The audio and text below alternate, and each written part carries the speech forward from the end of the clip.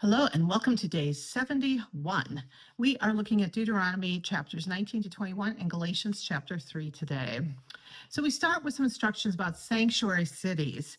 Now, remember, a bunch of what we're going to be reading about is a repetitive repeat of things we heard in Numbers or in Leviticus.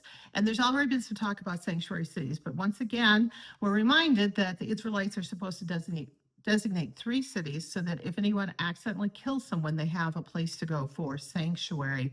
There's also some guidelines for the qualifications of what counts and what does not count. Overall, the point here is to diligently live as God wants us to live, to love God and to obey his commands, his instructions. And it's very clear that premeditated murder does not count, is always bad, and is always punished. So overall, there's this idea of keeping the land and the life clean and living by God's love and God's rules. There's a whole bunch of different instructions here. This is the law section, and they go in a lot of different directions. Some of them seem very common sense types of instructions. Some of them seem a little bit more specific to a time and a place, which creates a situation for us. Now, there's one section in here that's talking about who a husband is sleeping with. And I always think about the phrase biblical family values because it gets thrown around a lot these days by certain religious groups advocating a certain type of family structure, a certain type of lifestyle. And when you're reading here, it assumes that men have multiple wives. If not multiple wives, then multiple concubines, mistresses. There's more than one woman that they are intimate with. And so I just want to remind us that the Bible has some very complicated biblical family values. And we really need to be thinking through what is the whole lens that Jesus is giving us as far as healthy relationships and the ways that we should be organizing our family lives together. Now, there's a really tough section towards the end of this reading where it's advocating stoning to death rebellious teenagers.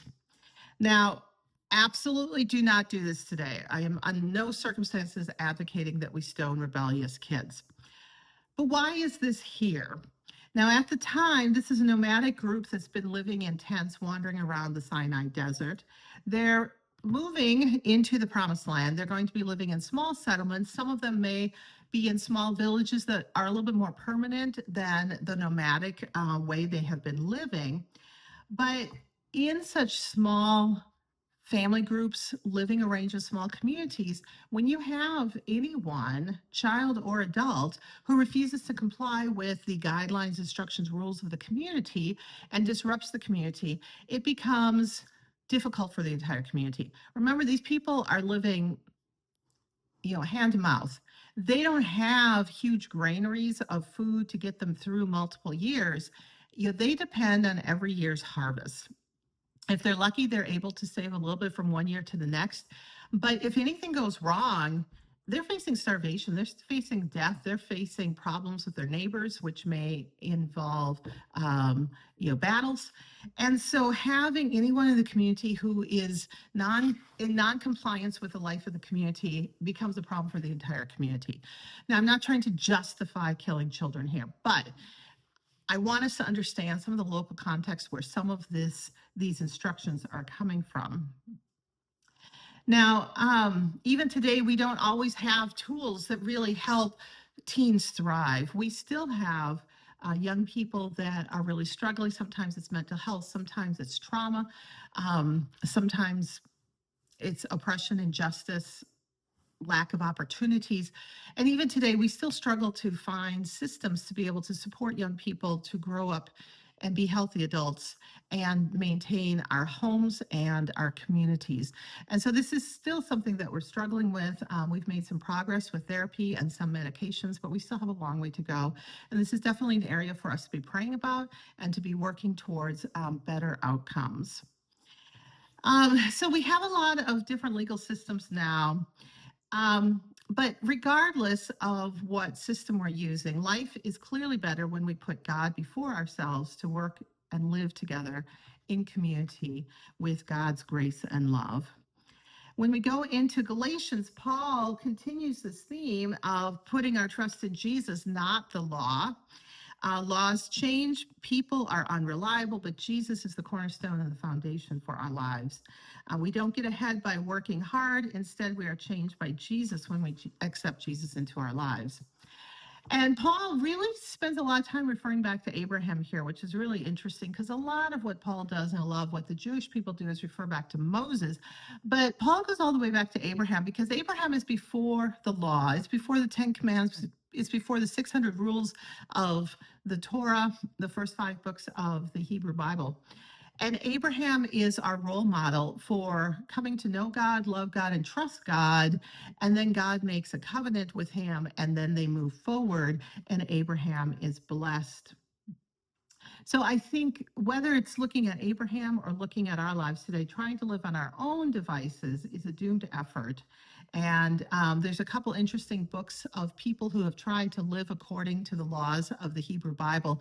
One is by A.J. Jacobs, A Year of Living Biblically. One is by Rachel Held Evans, A Year of Biblical Womanhood. I believe it's called Inspired.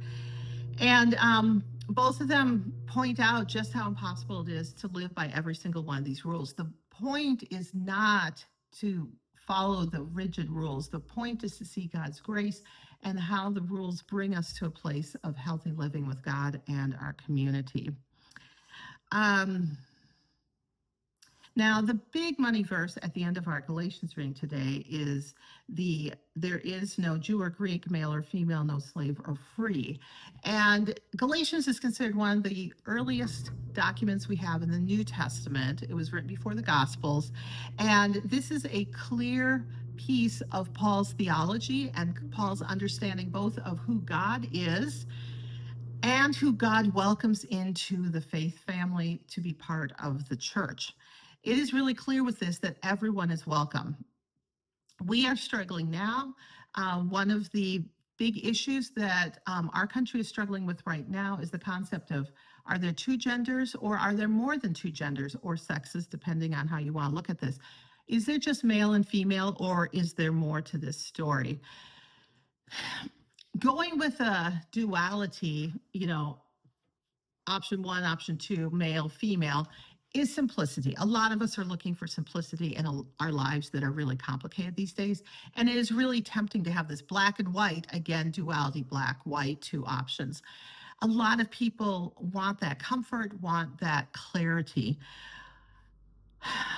But biology, God's creation of humanity, does not fit this.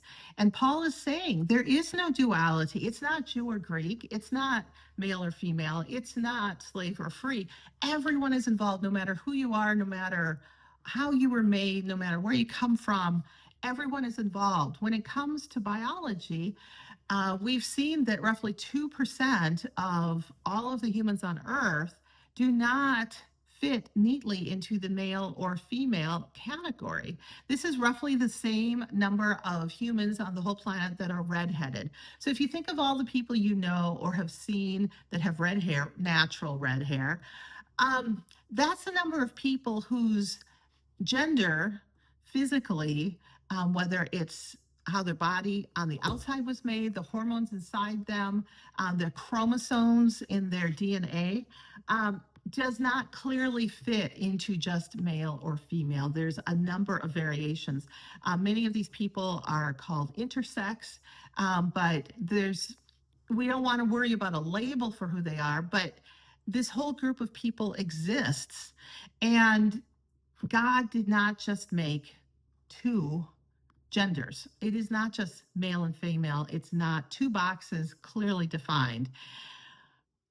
We need to not worry so much about exactly how each human is defined and labeled, but rather I think we need to live into what Paul is offering us here, that everyone, no matter who they are, every person is a child of God, is welcome to come to Jesus.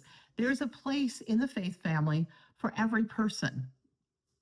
The point is not to be defining people, but to bring everyone into the love and grace of God and the love and grace of God's community. So I really hope that we are inspired by Paul to stop worrying about categories of people and to welcome all people as they are and move on to worry about some of the bigger justice issues that God is continually talking about. How are we feeding widows and orphans and people who are hungry? How are we housing people who don't have houses? How are we taking care of people facing violence in their lives? How are we healing people who are sick? These are definitely the topics that Jesus spent a lot more time teaching people on, and that God and God's prophets in the Old Testament return to time and time and time again. So let's sit with this today and see if we can open our hearts to see God in more people and welcome them into God's family, just as we feel that we are welcomed and we belong. We'll see you next time.